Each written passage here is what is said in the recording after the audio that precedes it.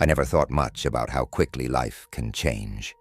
One moment, everything feels safe, familiar, and comforting.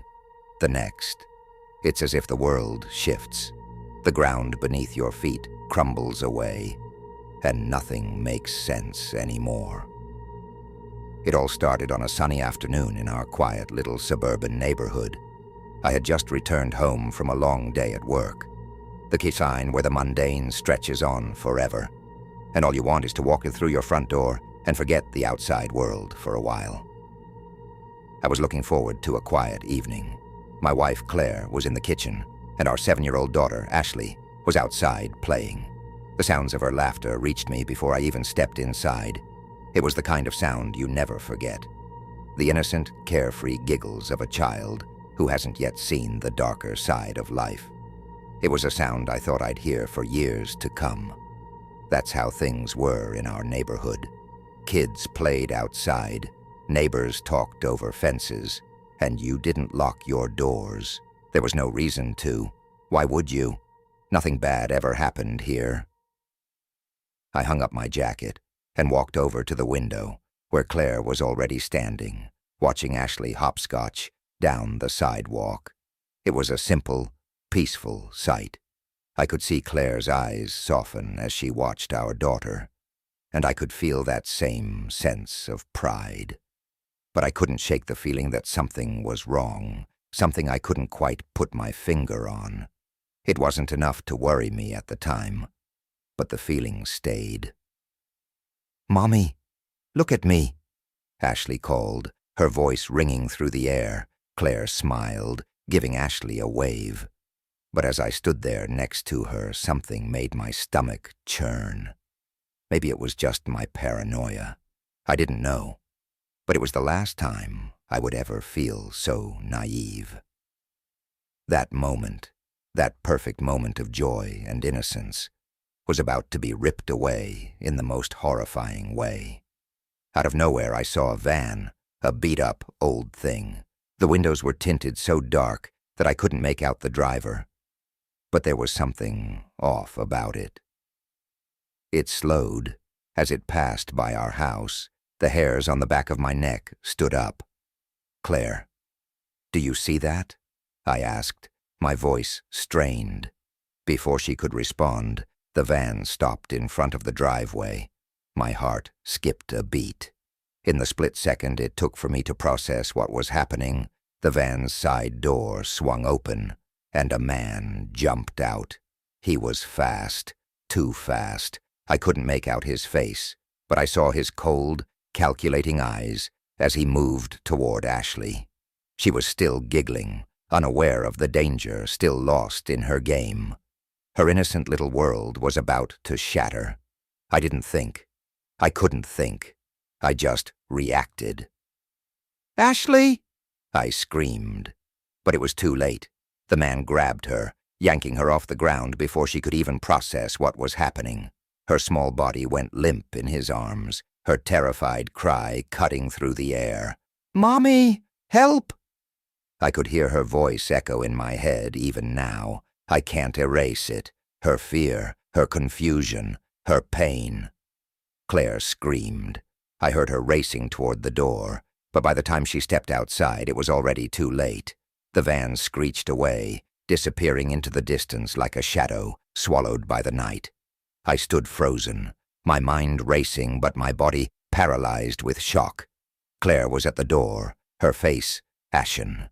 She collapsed to her knees. "No, no, no," she cried, her voice breaking. I ran outside without thinking, barely aware of the words coming from my mouth. "I'll find her. I'll find her." But it didn't matter. The van was gone. Ashley was gone. The police were here in minutes, though it felt like an eternity. They took our statements, asked every question imaginable, their faces grim as they assessed the situation. They told us they'd do everything they could, that they would search for our daughter. But they didn't promise anything. They couldn't. And so began the longest days of our lives. I don't know how many times I stood at the window, staring out at the street, praying for something. anything that would bring Ashley back. But each time, the driveway stayed empty. The police came and went. Our neighbors put up flyers, organized search parties, but the days stretched on like a nightmare that refused to end. I thought of the van, the man, the coldness in his eyes. I thought about the years of my life that had been stolen from me in a single moment. The memories of Ashley, of her giggles, her smile, were slipping away. She was still out there. But where? Then, on the fourth day, we received a call. It was a group of teenagers who had been hanging out in a wooded area a few miles from our neighborhood. They'd found something, a makeshift campsite. I didn't want to believe it. I couldn't. But I had no choice. My heart hammered in my chest as I sped to the location, Claire beside me, silent and shaking. We arrived just as the police were pulling up. They found her. I remember seeing the police officer's face when they reached Ashley. She was tied to a tree, her eyes wide with terror. Her small body was trembling. She hadn't been hurt physically, at least not in a way we could see. But the fear in her eyes told me everything I needed to know. They rushed her to the hospital, but I didn't care about the doctors or the nurses. I didn't care about anything except holding her again, hearing her voice, knowing she was alive. They never caught the man. Whoever he was, he slipped away into the shadows, leaving nothing but a trail of horror in his wake. I don't know if I'll ever sleep the same again, if I'll ever look at a quiet street or a passing van and feel safe. The darkness I once thought existed only in movies or nightmares had come to our doorstep. But one thing kept me going. My daughter. She came back to us. She didn't let that man take everything from her. And as I looked at her, so fragile and yet so strong, I knew something. I knew that no matter how dark the world became, no matter how evil tried to creep into our lives, there was still light. Hope still flickered. I never thought this would be the way my weekend would go. But then again, when you're 16, life has a funny way of surprising you. It was supposed to be a typical Friday afternoon at Northbridge High. The bell rang, marking the end of another week, and I was already looking ahead to the weekend. My best friend, Matt, was throwing a party. Maybe there would be someone there who actually liked me. And the thought of the cute girl from my English class at the party had my heart racing. All I had to do was make it through this final stretch of the day. "See you on Monday, bro," I told Matt as we parted ways outside the school. The air was crisp, the sun hanging low in the sky, and I was practically skipping down the sidewalk, my mind already drifting into daydreams of the weekend. But that was before I saw the van. It wasn't parked in the usual places, out by the curb or down by the entrance like the other cars. It was just there, uncomfortably close, blocking the sidewalk. My steps slowed when I saw it, an old dark-colored van, its engine rumbling softly like it was waiting. I felt a strange, gnawing sensation in my gut, like something was off, but I shrugged it off. I had places to be, things to do. Then the door slid open. I froze. A man's voice cut through the air, deep and harsh, like gravel scraping against metal. "Get in the van, now." I blinked, my heart hammering against my chest. I turned around, instinctively wanting to run, to do something, anything, to get away. But before I could even think, a hand shot out from the shadows, grabbing my arm with a force that made my bones feel like they might snap. I tried to scream. I wanted to scream, but nothing came out. He yanked me toward the van. "Get in," he growled again, his voice lower now, more menacing. I couldn't think. My body moved before my mind could catch up. I was inside the van before I even realized what had happened. The door slammed shut behind me, and the world outside disappeared in an instant. My heart pounded as the man shoved me into a seat. His face was hidden beneath the hood of his jacket, but I could feel his eyes burning into me. He was bigger than me, broader. Everything about him screamed danger. The van jerked into motion. The hum of the engine was the only sound at first. Then the man spoke again, this time with a voice that sent shivers down my spine. "You don't make a sound. You don't try anything stupid. And maybe, just maybe, you'll walk away from this." I wanted to scream, to fight, to break free. But my hands wouldn't move. My body wouldn't listen. The terror was like a weight, pressing down on me. My mind raced, trying to find an escape, but I knew I was out of my depth. This wasn't something I could just talk my way out of. This wasn't some prank or bad joke. Hours seemed to pass in a blur. The van's wheels ate up the miles, my mind struggling to make sense of where we were going. My chest felt tight, like I couldn't breathe, like the walls were closing in. Eventually, the van pulled off the main road into a desolate area. We passed rows of abandoned buildings, their windows dark and lifeless. The van finally slowed to a stop in front of a warehouse. The place looked ancient, like it hadn't been touched in years. It was too quiet, too still, and my pulse quickened. The door swung open. The man grabbed me again, pulling me roughly out of the van and dragging me across the cracked pavement. I stumbled, trying to keep my footing, but he didn't care. His grip on my arm was relentless, his fingers digging into my skin. Inside the warehouse, the smell hit me first.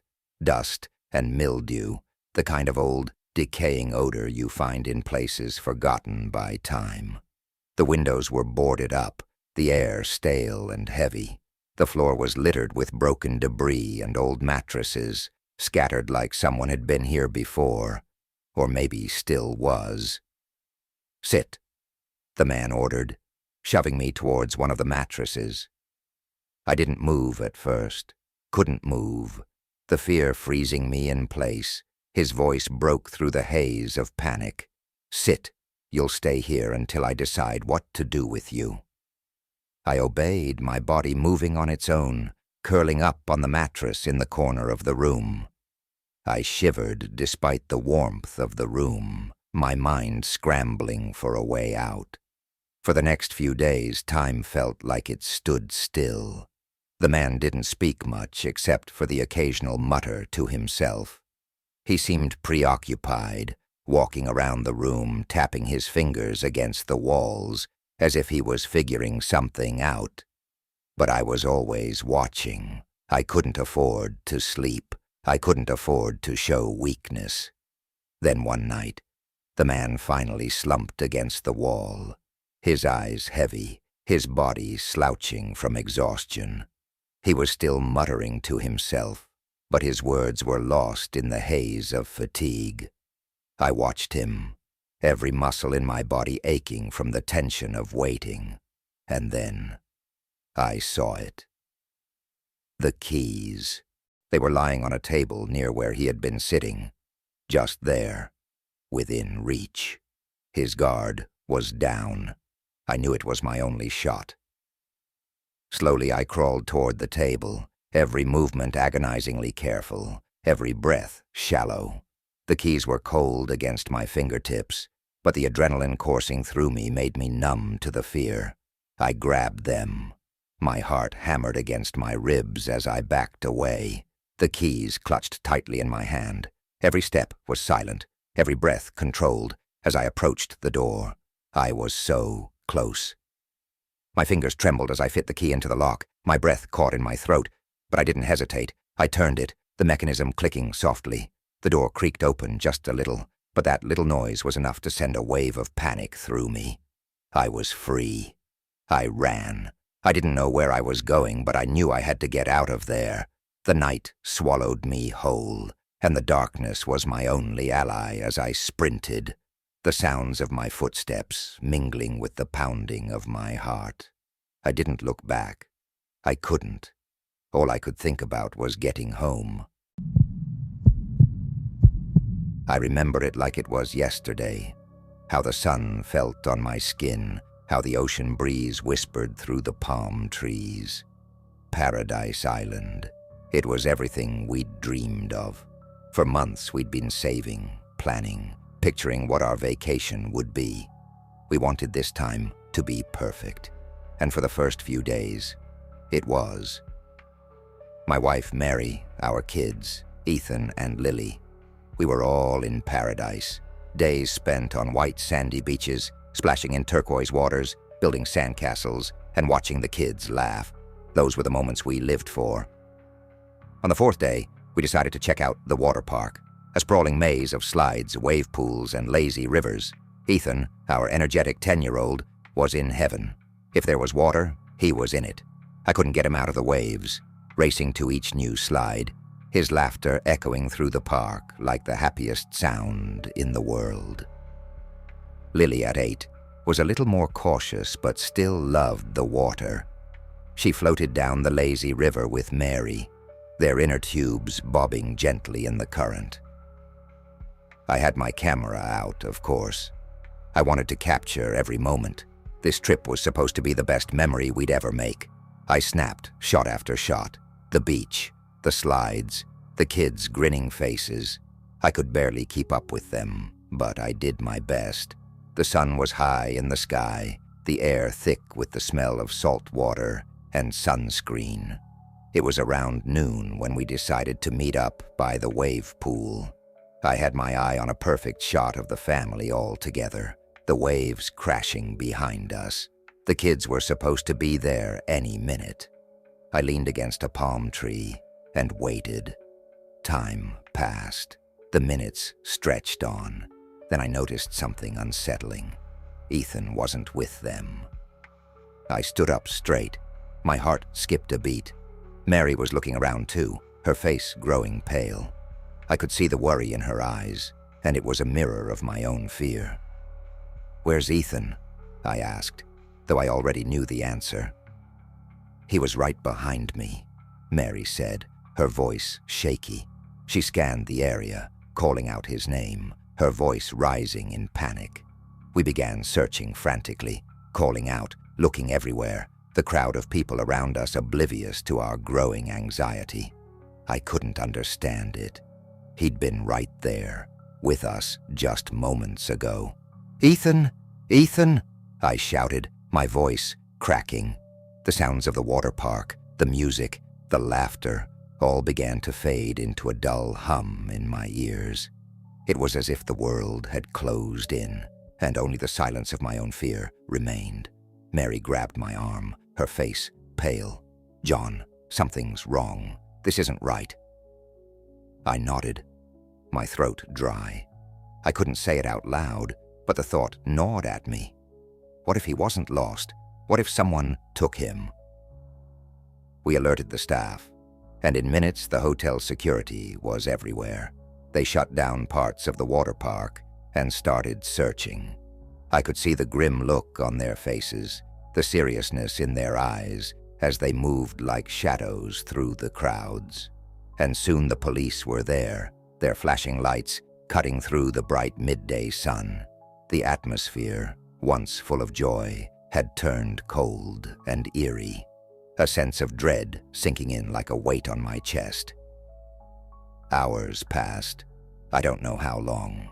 The minutes, the seconds, they felt like they were stretching into an eternity. I couldn't sit still. My legs moved on their own, my thoughts scattered, every worst-case scenario running through my head. What if they never found him? What if something happened to him? My mind kept flashing to the worst images, the kind of horrors you hear about on the news but never think will happen to you. And then, when all hope seemed lost, a breakthrough came. A girl, maybe 10 or 11, dark hair, sunburned cheeks, approached the police.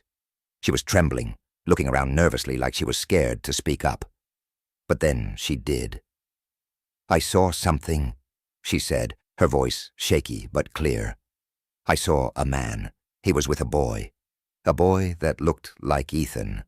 He was walking toward a boat by the beach. The officers didn't waste a second. They sprang into action, shouting orders, moving with the kind of urgency I hadn't seen in them before. I could barely process what was happening, but I felt a rush of something. Hope, maybe. Or was it dread? Because the thought of someone taking my son, I couldn't even bring myself to fully comprehend it. I watched as they rushed to the beach, and for what felt like an age, I stood there, frozen, waiting.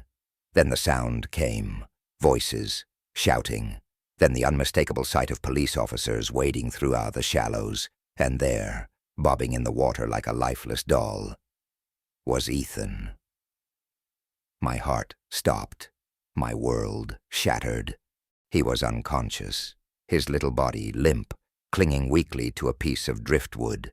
I could hardly breathe as the police pulled him out of the water, their hands gentle but quick. They rushed him to an ambulance, and I followed, numb, my legs feeling like jelly beneath me. Mary was beside me, crying, her sobs racking her body as she clung to me for support. The doctors were quick to assess him, stabilizing him as best they could. He was weak, dehydrated, but alive. I could hardly believe it. My son, my little boy, had been taken. How could anyone do something like that? The man who'd kidnapped him. He was found soon after, hiding in the nearby woods, his face twisted, with a kind of darkness that made my stomach turn. A drifter with a long history of violence against children. I couldn't think about it. I couldn't process what had happened, how close we'd come to losing him forever. But what I did know, in that moment, was that I was holding my son again. He was alive, and we were going to be okay. Ethan woke up a few hours later, his eyes fluttering open, and when he saw me, his lips curled into a weak but familiar smile. "Dad, I was dreaming. Was that a bad dream?" I held him close. "No, son, that was just a bad day. But you're safe now." And for the first time that day, the weight lifted off my chest, and I could breathe again.